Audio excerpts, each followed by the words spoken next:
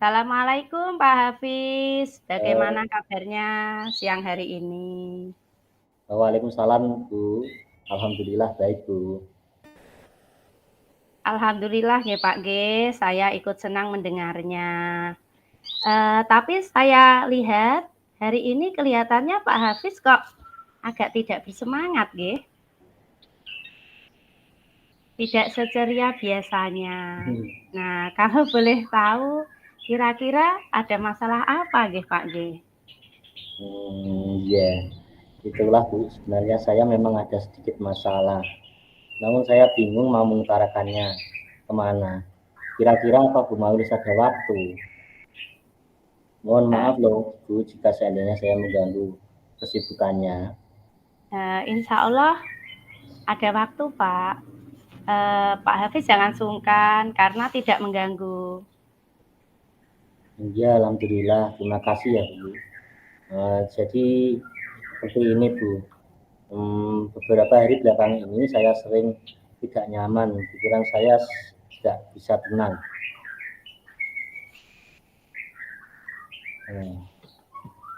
Ya, ada yang membuat yang nggak nyaman pokoknya pikiran. Seperti Oh itu. gitu.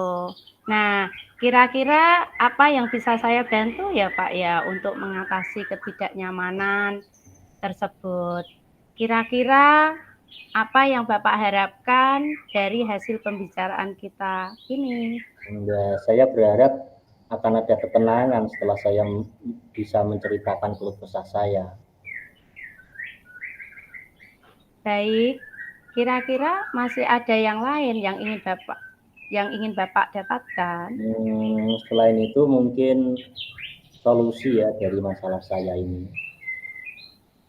Baik, semoga kita nanti mendapatkan pemecahannya nggih Pak nggih, dari diskusi kita hari ini.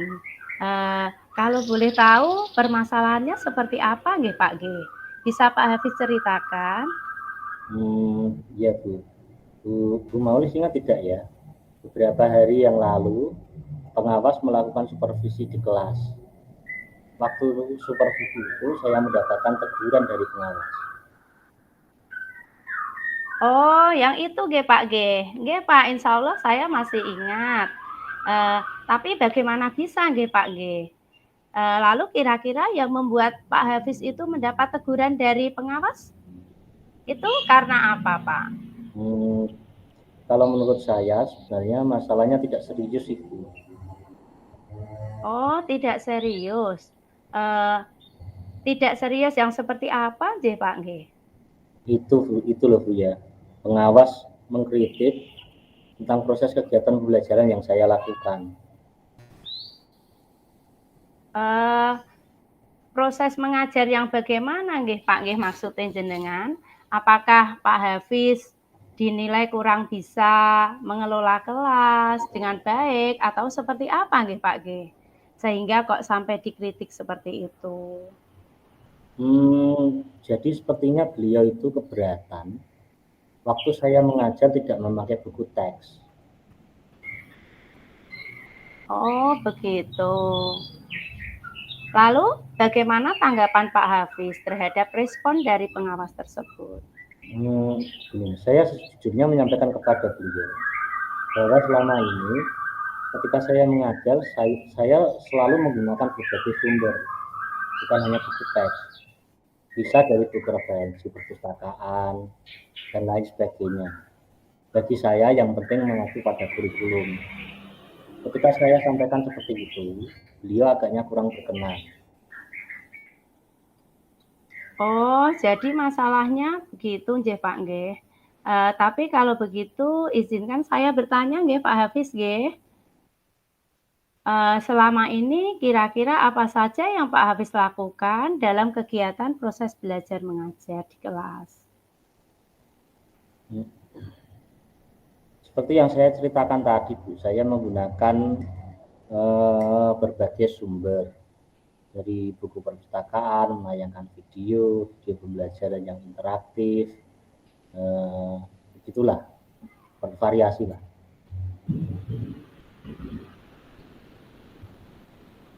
Oh, nah Itulah Pak, sebenarnya kan itu sudah bagus nggih Pak nggih. Kemudian, apakah Pak Hafiz tidak menggunakan buku teks waktu mengajar? Menurut saya, sumber belajar yang saya gunakan itu sudah cukup memudahkan para murid. Murid-murid sudah termotivasi dan sejauh ini juga masih tetap mengacu pada kurikulum. Sebenarnya itu sudah bagus nggih Pak nggih. Kemudian soal output, menurut Pak Hafiz bagaimana hasilnya saat Pak Hafiz itu mengajar menggunakan sumber-sumber belajar tersebut? Seperti kan yang kita ketahui Pak, bahwa karakter dan profil belajar murid itu kan beragam. Nggih, kemudian cara belajarnya pun juga berbeda-beda. Ya betul juga ya Bu. Kenapa saya tidak berpikiran ke sana? Dan selama ini menurut saya masih ada beberapa siswa yang hasil belajarnya masih kurang maksimal. J. Nah, itulah pentingnya buku teks, Pak, sebagai sumber belajar. Mungkin harapan dari pengawas kemarin itu supaya Pak Hafiz menggunakan sumber belajar dengan buku teks juga. Ya, saya pikir mungkin ada benarnya juga. Iya, jadi setelah Pak Hafiz bercerita, sekarang bagaimana perasaan dari Pak Hafiz? Ya, terima kasih Bu. Terus terang saya sudah merasa agak nyaman. Tetapi masih ada sedikit yang membuat suatu hal yang membuat saya resah sehingga kepikiran terus. Bahkan di rumah sudah kepikiran terus dengan masalah ini. Sehingga akibatnya pekerjaan lain jadi agak terbengkalai juga. Kira-kira yang membuat Pak Hafiz masih resah itu apa aja Pak? Ya, yang membuat saya resah dan tidak nyaman itu adalah karena pengawas menyampaikan hal tersebut pada kepala sekolah. Saya takut nanti akan jadi masalah kemudian. Jadi kalau saya boleh menyimpulkan nih Pak G, ini yang membuat Pak Hafiz merasa tidak nyaman itu kan ketika disupervisi oleh pengawas gitu G Pak G. Kemudian Pak Hafiz waktu itu tidak menggunakan buku teks sebagai sumber belajar. Dan ketika pengawas memperingatkan Pak Hafiz memberikan argumen sehingga hal itu membuat pengawas ini sepertinya kurang nyaman gitu. Dan pada akhirnya menyampaikan kepada kepala sekolah. Begitu Pak G. Ya, ya Bu. Kira-kira saya akan dipanggil dan ditegur kepala sekolah atau tidak? Kalau menurut saya Pak G, untuk masalah ini Pak Hafiz bisa merefleksikan dan mempersiapkan diri saja. Jika nantinya misal Pak Hafiz itu dipanggil dan ditegur oleh kepala sekolah, Pak Hafiz kan sudah siap dan bisa menjelaskan permasalahan ini. Artinya menjelaskan permasalahan yang sudah terjadi. Dan saya yakin pasti Bapak Kepala Sekolah nanti juga akan menyampaikan hal-hal positif sehingga menambah semangat Pak Hafiz dalam mengajar. Gitu Pak. Jadi dari hasil diskusi ini, rencana Pak Hafiz selanjutnya apa nggih? Saya berniat menemui beliau untuk membicarakan hal ini. Mungkin beliau akan memberikan solusi. Kepala sekolah maksudnya. Wah, itu rencana yang bagus, Pak. Lalu kira-kira apakah masih ada hal lain yang akan Pak Hafiz lakukan? Saya juga berencana akan menemui pengawas, Bu. Dan saya juga akan minta maaf kepada beliau. Kemudian terkait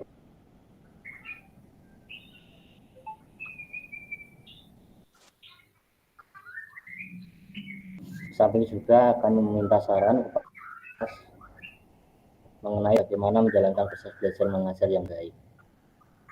Kemudian bagaimana proses kegiatan belajar mengajar Bapak selanjutnya? Ya Bu, setelah ini saya akan mulai untuk memakai buku teks dan untuk sebagai salah satu sumber belajar dalam saya mengajar. Mengenai sumber belajar yang pernah saya gunakan sebelumnya, juga saya akan tetap terapkan. Karena siswa sudah merasa nyaman dengan cara tersebut. Dengan demikian juga akan semakin menambah mengakomodir kebutuhan belajar para murid yang berbeda-beda. Wah, itu langkah yang sangat bagus, Pak. Yang akan jenengan ambil. Saya setuju dengan ide Pak Hafiz. Alhamdulillah, terima kasih Bu. Jadi sekarang saya merasa lega, karena jujur saya takut salah dalam mengambil langkah dalam menyelesaikan permasalahan ini, apalagi sudah berurusan dengan atasan kita. Takutnya nanti malah tambah parah dan melebar. Alhamdulillah Pak, saya juga ikut merasa senang dan sangat bersyukur pada akhirnya Pak Hafiz merasa lega. Terus dari yang sudah Pak Hafiz rencanakan tadi, kira-kira komitmen apa nggih yang akan Pak Hafiz lakukan untuk menjalankan rencana tersebut? Adakah batasan atau deadline waktunya gitu? Iya Bu, mengenai hal itu secepatnya akan saya eksekusi. Tatap muka ke depan dalam proses kegiatan belajar saya akan mengacu pada kurikulum tentu saja, kemudian mematuhi aturan-aturan yang ada, termasuk dari pengawas tentang penggunaan buku teks. Pak, terima kasih. Lalu selanjutnya dukungan apa nggih yang kira-kira Pak Hafiz butuhkan untuk melaksanakan komitmen tersebut? Ya, terkait masalah ini juga masih dalam pikiran Bu. Saya akan berusaha berkomunikasi dengan teman-teman guru serumpun mata pelajaran mungkin, sehingga barangkali kami bisa sama-sama saling mengingatkan.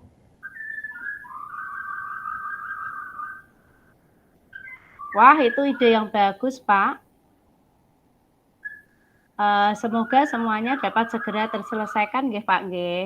Dan Pak Hafiz bisa kembali bekerja dengan suasana yang tenang dan nyaman. Ya, amin, amin Bu, amin. Terima kasih banyak ya Bu atas waktu dan semuanya, baik saran-saran maupun masukannya, sehingga sekarang saya lebih merasa enakan dan lega. Semoga kita nanti menjadi guru-guru yang bisa memberikan teladan yang baik untuk para murid kita ya Bu. Pak, sama-sama Pak. Jadi ini mohon maaf Bu, kebetulan saya ada janji dengan para murid. Ada wali murid yang mau ketemu.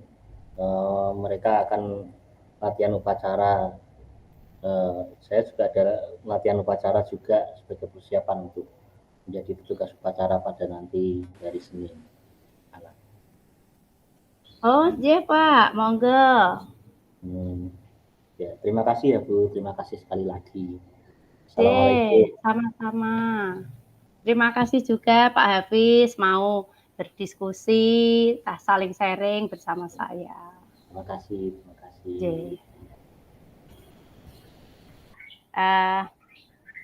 Sini saya akan menyampaikan refleksi diri nggih, terkait dengan apa yang sudah berjalan dengan baik selama percakapan. Nah, jadi pada saat proses coaching ini komunikasi berjalan dengan lancar, percakapan sudah mengalir seperti biasa. Kemudian saya sebagai coach itu berusaha untuk menjadi pendengar aktif. Kemudian bersikap terbuka dan menunjukkan rasa ingin tahu.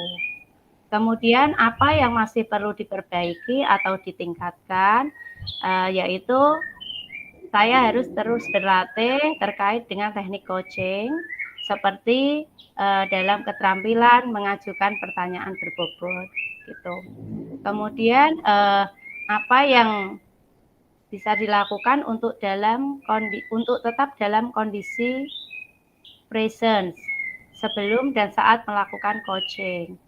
Nah, selama percakapan ini bisa dibuat supaya percakapan itu mengalir dengan santai tapi serius, tidak terlalu formal, sehingga akan terasa nyaman. Kemudian apa yang bisa dilakukan untuk memperbaiki atau meningkatkannya? Mungkin kita harus terus berlatih untuk kedepannya supaya memperlancar proses coaching dengan alur cerita. Mungkin selama ini kita sudah pernah melakukannya, tapi tidak sadar dengan alur ceritanya. Gitu, Pak.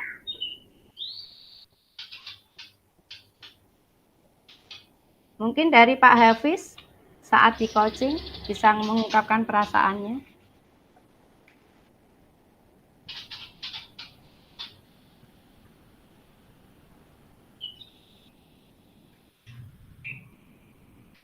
Rasakan saat di coaching.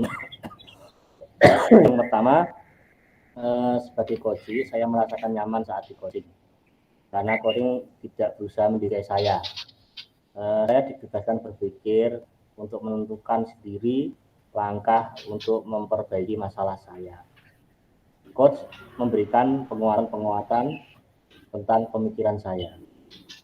Lalu yang kedua, coach memberikan pertanyaan berbobot sehingga merangsang saya sebagai coach untuk menentukan langkah yang tepat untuk mengatasi masalah saya. Merasa menyelesaikan masalah sendiri. Yang ketiga, saya sebagai coach akhirnya bisa merasa puas dan nyaman karena merasa sayalah yang menemukan solusi sendiri dan didukung oleh coach, bukan karena didikte oleh coach. Seperti itu. Terima kasih. Oke.